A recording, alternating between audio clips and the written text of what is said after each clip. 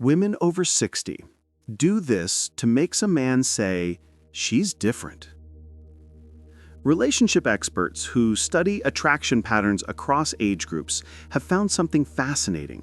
The behaviors that make men say, she's different, at 60 are almost opposite from what worked in our 20s and 30s. The performance, the careful strategy, the trying to be what you think he wants, all of that registers as familiar, predictable, more of the same. What stands out at this age is something most women have stopped doing because they've been convinced it's no longer appropriate or attractive. Being fully, unapologetically themselves. Men at 65 and 70 have dated enough women, been in enough relationships, seen enough performance to recognize authenticity when they encounter it. And authenticity, real, unfiltered presence without apology or performance, is so rare that when they find it, it stops them completely. It makes them pay attention in ways carefully curated personas never could. The irony is that most women at our age are doing the opposite. We've learned to edit ourselves, to manage how we're perceived, to present carefully constructed versions that we think are more acceptable than our full, messy, complicated reality. We're trying so hard to be appealing that we've stopped being real. And real is exactly what makes someone unforgettable. Coco Chanel understood this. In order to be irreplaceable, one must always be different. But different doesn't mean performing uniqueness or constructing an interesting persona. It means having the courage to be fully yourself when everyone else is performing what they think others want to see. If you're tired of trying to be what you think men want, and ready to understand what actually makes you stand out, not through strategy, but through presence, you're in the right place.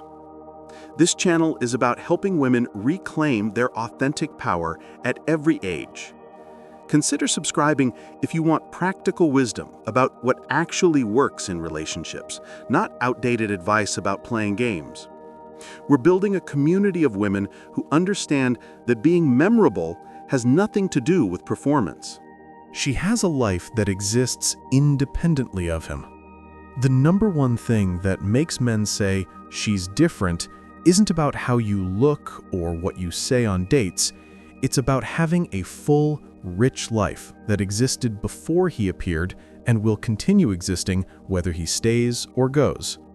Men at this age have been with women who made them their entire world, who had nothing happening in their lives except the relationship, who were always available because they had nothing else compelling their time and attention. When Richard met Carol at 68, what struck him immediately was that she had things to do. She couldn't meet for coffee on Wednesday because she had her pottery class. She couldn't do dinner Friday because she had standing plans with friends. When he suggested a weekend trip, she checked her calendar and said she'd love to, but needed to avoid the third weekend because she'd committed to helping organize a community event. This wasn't Carol playing hard to get or using strategy to seem busy.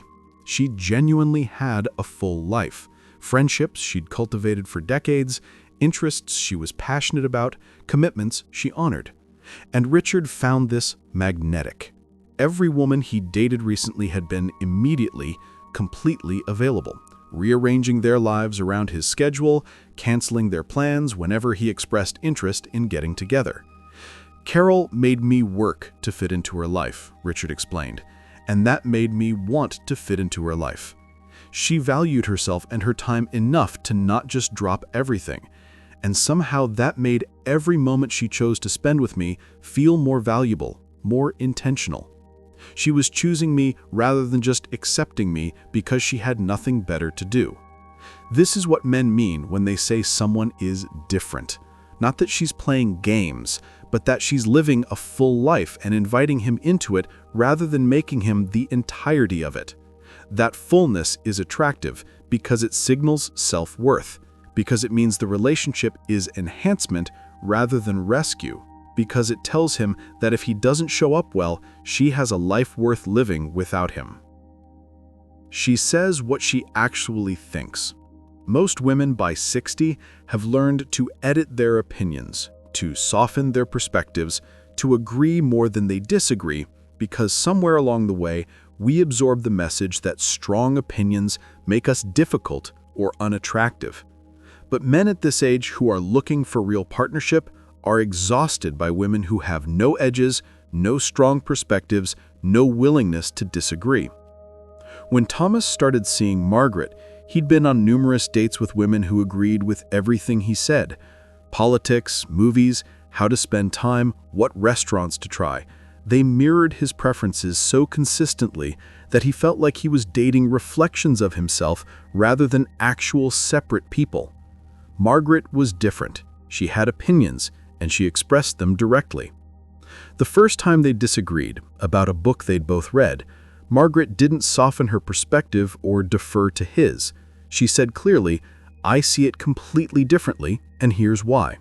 She laid out her reasoning, listened to his response, and they had an actual conversation where two different perspectives engaged each other. Thomas was riveted. "I realized," he said later, "that I'd been so bored. All these dates with women who just reflected my opinions back at me, who never pushed back or challenged my thinking. Margaret treated me like an equal, someone whose perspective mattered, but who also needed to earn agreement rather than just receiving automatic validation. It made every conversation interesting because I never knew if we'd agree or if she'd show me something I hadn't considered." This is what men mean when they say someone is different. Not that she's playing games, but that she's living a full life and inviting him into it rather than making him the entirety of it.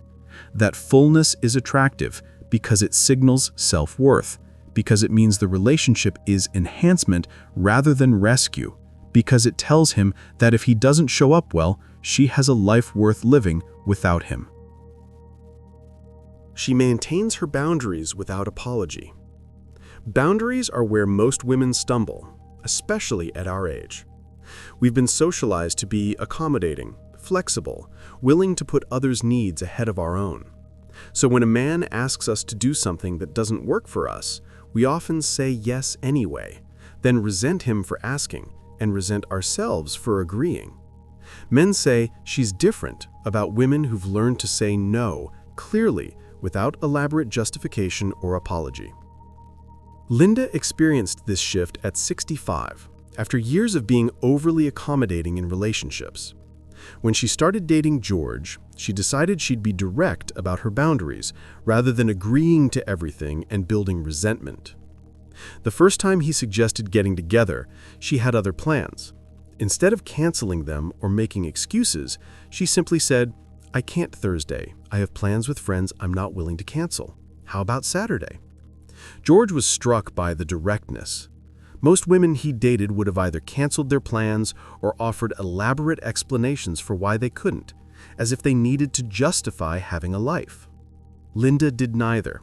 She stated her boundary clearly and offered an alternative, treating her own plans as equally valid as his desire to see her. This pattern continued. When George wanted to introduce her to his family sooner than she felt ready, she said, "I appreciate that you want me to meet them, but I'm not comfortable with that yet. Let's revisit in a few weeks." When he suggested a vacation together that didn't align with her budget, she said directly, "That's more than I want to spend right now. I'd love to plan something together that works for both of us financially." What George found different about Linda was that her boundaries made the relationship feel honest. He knew where he stood. He knew that when she said yes, it was genuine yes, not resentful accommodation. He knew she valued herself enough to protect her needs and resources, which meant he could trust that she was with him because she wanted to be, not because she didn't know how to say no. What boundaries have you struggled to maintain in relationships? Share your thoughts in the comments. She's comfortable with silence and doesn't fill every gap. One of the most underrated qualities that makes women memorable is comfort with silence. Most of us have been socialized to manage conversation flow, to fill awkward pauses, to keep interaction comfortable through constant verbal engagement. But men say she's different about women who can sit in silence without needing to fill it, who are comfortable enough with themselves that they don't need constant verbal reassurance of connection. Patricia noticed this about herself after a friend pointed it out. She and James were having coffee, and there was a natural pause in conversation. Instead of immediately filling it with a question or observation, Patricia just sat quietly, watching people walk by, comfortable in the moment. James later mentioned that this was one of the things that made him want to keep seeing her. She didn't need him to constantly entertain her or prove connection through unending conversation. So many women I dated seemed anxious when conversation paused. They'd immediately ask another question or bring up another topic, like the silence was something dangerous that needed to be avoided. Patricia was just comfortable. It made being with her relaxing rather than feeling like a performance I had to maintain.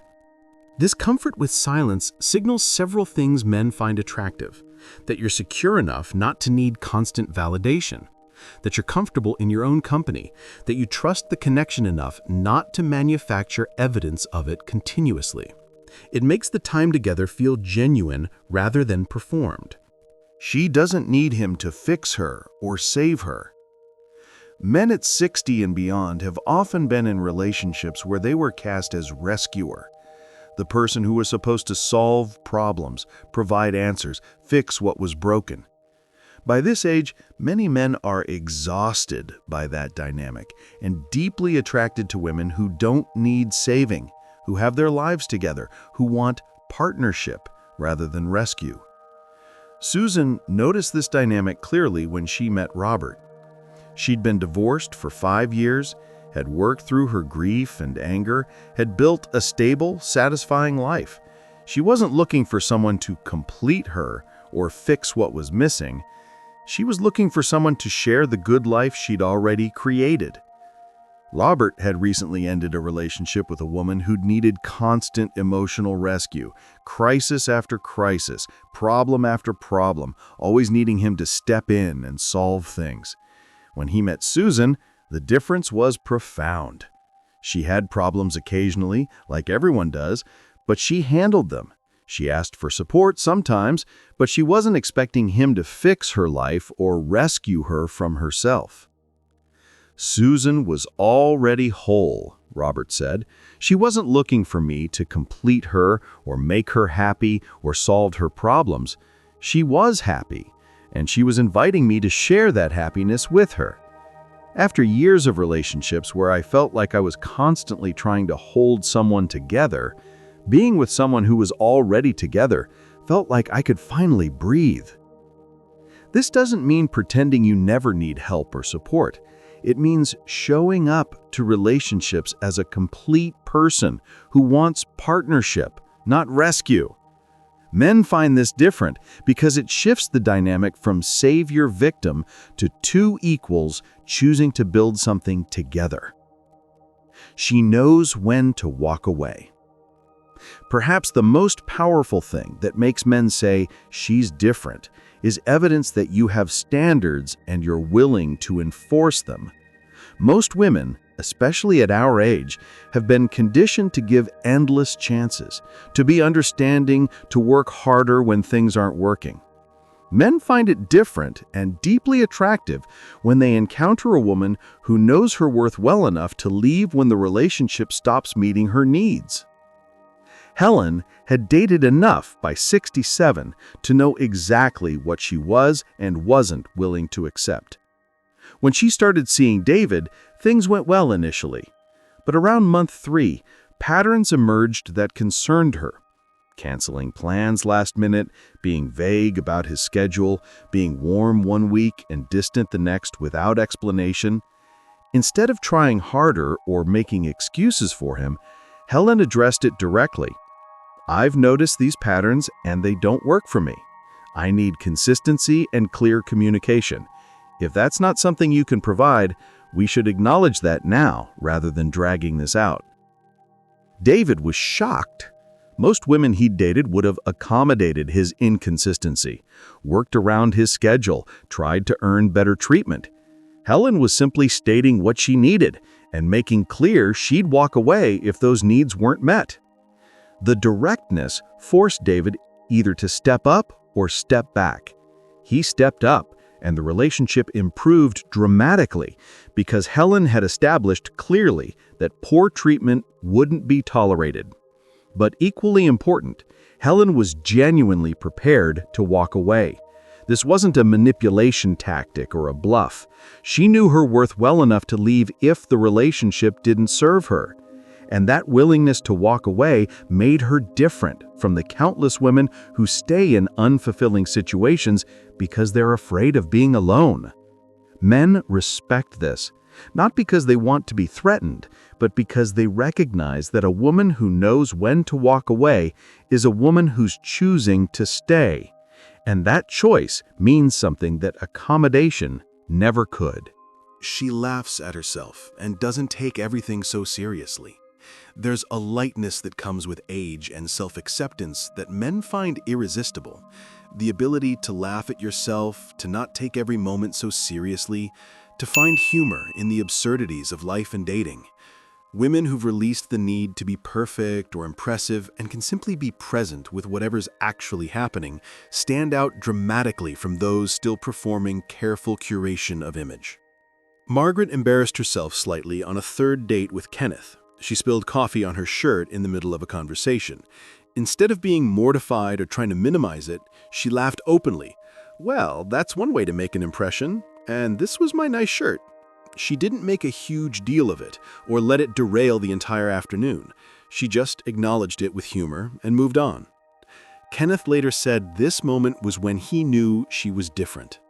So many women I dated seemed like they were performing, always trying to present this perfect, curated version of themselves. Margaret was just real. She could laugh at herself, could be human without it being a crisis. That ease made me feel like I could be human around her too, like I didn't have to perform perfection. This ability to laugh at yourself, to not take minor mishaps as major failures, to find humor in the imperfect realities of being human, this is what makes someone unforgettable. It signals that you're comfortable enough with yourself not to need everything to go perfectly, and that comfort creates space for genuine connection rather than careful performance. What makes men say, "she's different" at 60 isn't about strategy or performance. It's about showing up authentically, having a full life that exists independently, saying what you actually think, maintaining boundaries without apology, being comfortable with silence, not needing rescue, knowing when to walk away, and laughing at yourself along the way. These aren't tactics to deploy. They're ways of being that come from truly valuing yourself. The women who stand out aren't trying to stand out. They're simply refusing to shrink themselves, edit themselves, or perform versions they think are more acceptable. They're present, honest, boundaried, and whole. And that wholeness, that refusal to diminish themselves for connection, is magnetic in a way that carefully constructed personas can never be. At this stage of life, you've earned the right to stop performing and start being. The men worth your time are looking for exactly that, not another woman playing the same games or presenting the same carefully edited version. They're looking for someone real, someone different, someone who has the courage to show up fully as herself. That person is you when you stop trying to be what you think others want and start being exactly who you are. If this conversation resonated with you, I'd be grateful if you'd subscribe and join our community of women who are choosing authenticity over performance. We're having real conversations here about what actually creates connection and attraction at our age. Until next time, stop editing yourself, stop performing, and start showing up fully. That's what makes you unforgettable.